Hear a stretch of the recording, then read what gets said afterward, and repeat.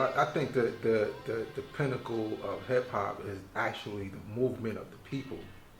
You know what I'm saying? Like, and now, you know, like, yeah, unfortunately, I mean, that's the vibration that 85% of the people are at, is at this kind of low vibration. So they do pick up on this frequency and tune into these things and support these things that are not, you know, right. I'm just thinking as a scientist myself, to how do we reverse that polarity? See, the strategy, if you ever around 5%ers, around the 2000s, the strategy was always like, yo, when I get my deal, I'm gonna show them what it is, right? We're gonna take it back, right? My strategy is different.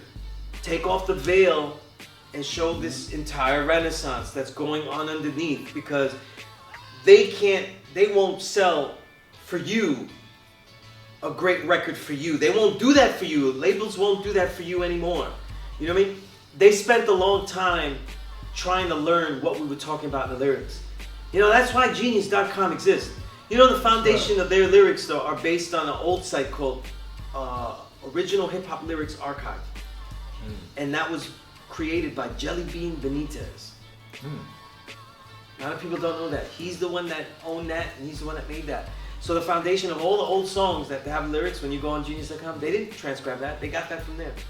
And then there was another site, because it was the biggest offshoot you could find in hip hop, right? Was Chamber Darts, with all the Wu-Tang lyrics. Wu-Tang lyrics, and anything that resembled an affiliate, they were trying to put their lyrics in there. And that was for like all the way up to like 2003 or 4 or something like that. You know what I mean? And capitalism is a very right. But what I'm saying is that the labels figured out what we were saying in there. They know what we're saying, and they know when a song is a little bit too deep. That's why the argument is always like, oh, Kendrick Lamar, he's so deep, but most of his concepts are just woke liberalism. No. There's nothing hard-hitting like that. There's nothing really heavy. Exactly. He paid homage to Nipsey Hussle, but there's not one lyric he has that is as intensely real as what Nipsey Hussle was actually doing. You know what I'm saying? So what? So yeah, I'm going a long way here, but what I'm saying is this: if we expose people to all that we have actually done, then that's where the movement is, because there's no movement in the songs they give you. The movement in the songs they give you is eventually, and this is what I'm saying, is just repackaging, where it's already happening.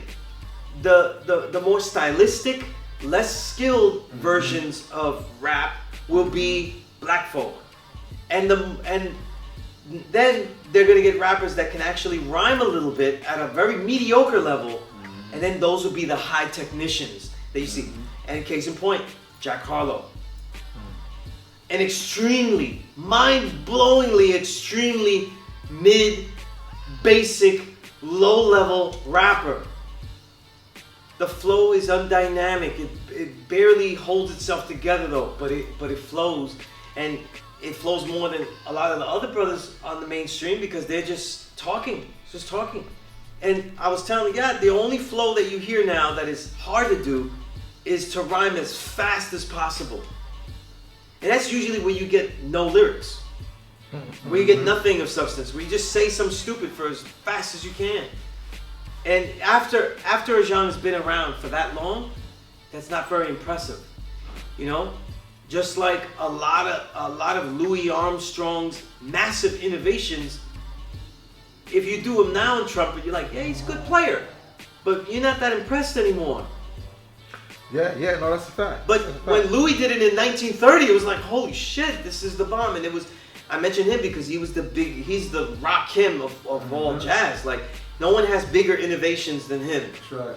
But by 1950, you're not doing Louis Armstrong techniques without trying to do something else with it, because it's part of the school book curriculum. If Mecca did this.